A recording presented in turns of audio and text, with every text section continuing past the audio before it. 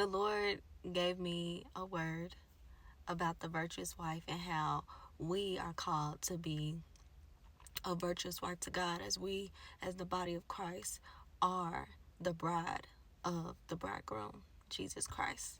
The first thing he revealed to me was in the title, The Virtuous Wife. And this is speaking about what everybody likes to call the Proverbs 31 woman. The first connection that the Lord gave me was from 2 Peter chapter 1, verse 5.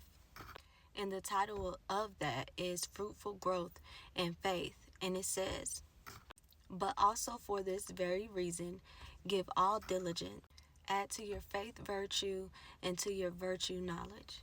Now, if you don't know, virtue just means to be morally good. It means goodness.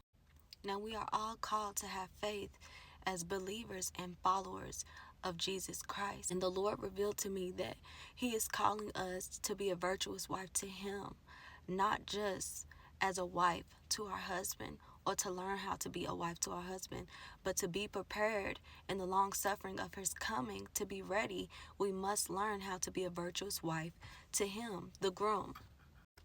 Proverbs 31:10 says, who can find a virtuous wife? For her worth is far above rubies.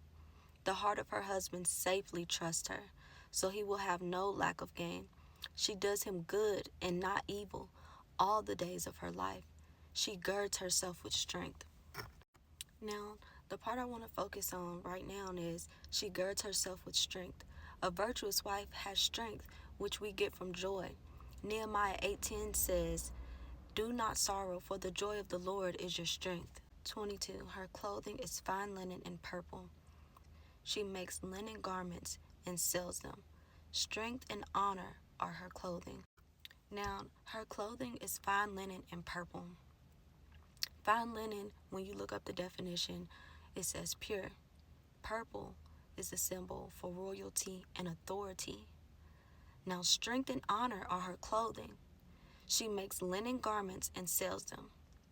The fine linen is purity, and purple is authority, which is strength and honor, and it clothes her, and she sells it.